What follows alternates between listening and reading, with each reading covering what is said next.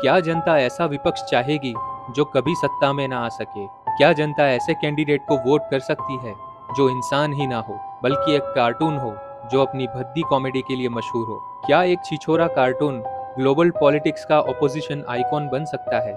हम अक्सर देखते हैं कि जनता कुछ ऐसे लोगों को वोट देती है जो झूठे, बेईमान और कुछ तो क्रिमिनल भी होते हैं, लेकिन उनमें से कुछ तो बिल्कुल कार्टून ही होते हैं। लेकिन कार्टून जैसा होना और एक असली कार्टून होना, दोनों में फर्क होता है। मिलिए वॉल्डो से।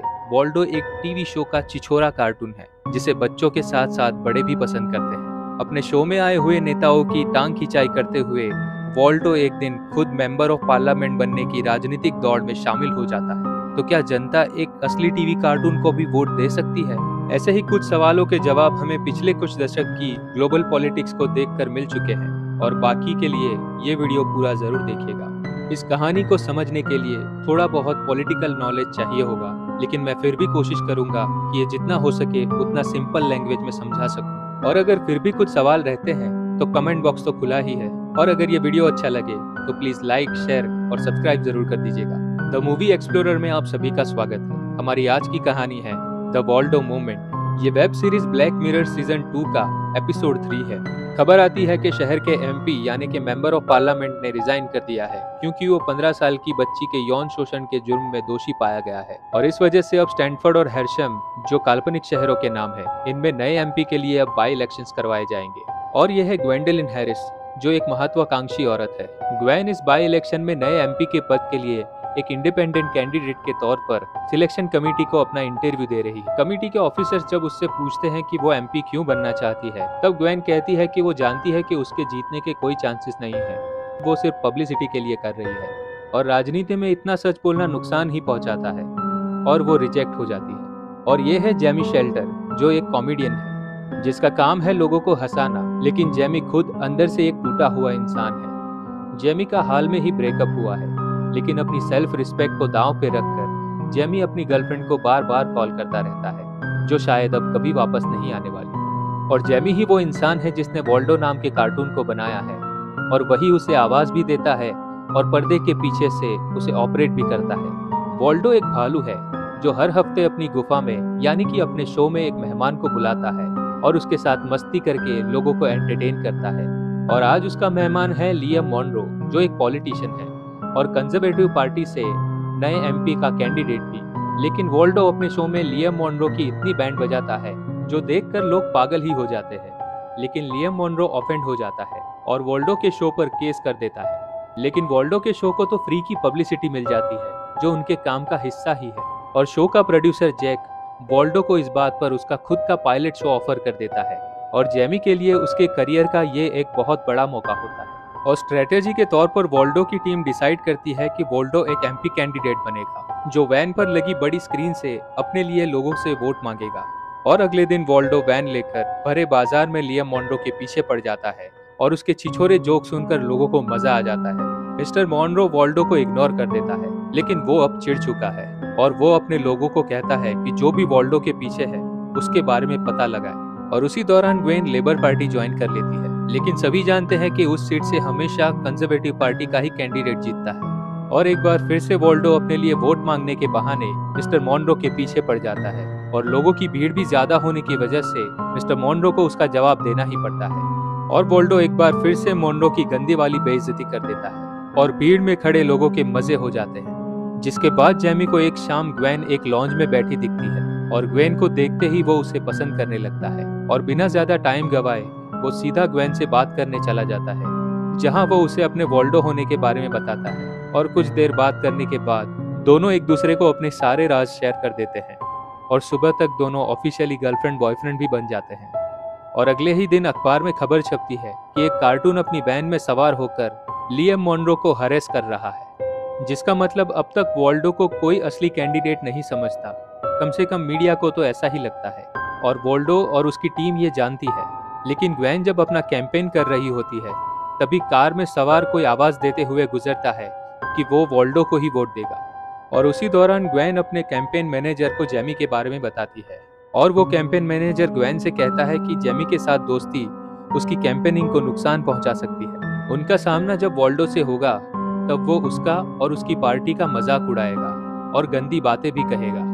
और ग्वेन को भी ये बात सही लगती है और वो जेमी को इग्नोर करने लगती है और जेमी का दिल एक बार फिर से टूट जाता है। और उसी दौरान एक पॉलिटिकल डिबेट में पब्लिक के डिमांड पर वॉल्डो को भी शामिल होना पड़ता है, जहां मिस्टर मॉनरो कुछ सीरियस इशू पर बातें कर रहा होता है, लेकिन वॉल्डो अपनी आदत के मुताबिक उसकी खिंचाई करने लगता है। लेकिन तभी मिस्टर मॉनरो जेमी का राज लोगों को बता देता है और कहता है कि जेमी एक 33 साल का फ्लॉप कॉमेडियन है, जिसके साथ के सभी लोग लाइफ में आगे बढ़ चुके हैं, लेकिन वो बस एक कार्टून की आवाज बन के रह गया है। और वॉल्डो यानी कि जेमी के लिए ये अब एक फनी शो नहीं रहता है। और वॉल्डो के पीछे से पहली बार वॉल्डो नहीं बल्कि जेमी बात करता है और मिस्टर मॉनरो से कहता है कि वो भी कोई बढ़िया नेता नहीं है।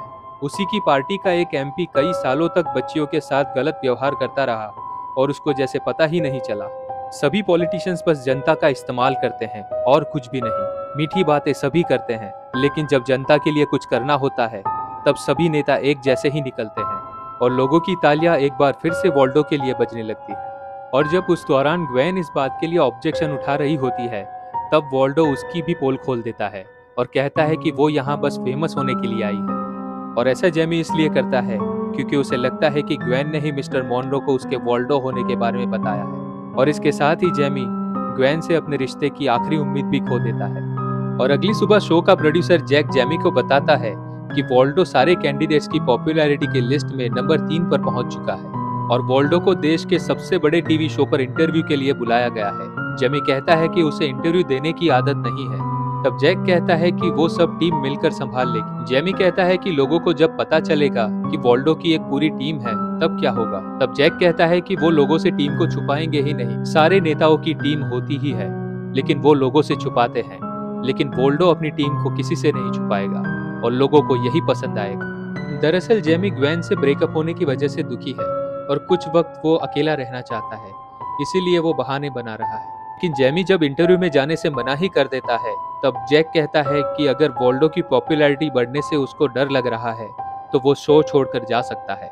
जेमी कहता है कि वॉल्डो को उसने बनाया है। तब जैक कहता है कि मालिक वो है और अगर जेमी वॉल्डो बनकर उस शो में नहीं जाएगा तो वो खुद वॉल्डो बनकर उस शो में चला जाएगा। जिसके बाद जेमी को उसकी बात माननी ही पड़ती है और शो में जाते ही वॉल्डो शो के ही होस्ट को पहली ही लाइन में धो डालता है। वो कहता है कि इस सदी की सबसे बड़ी टीआरपी उसी की वजह से उसको मिलने वाली है, जिसके लिए पूरे देश का मीडिया उसके सामने एक पैर पर नाच रहा है।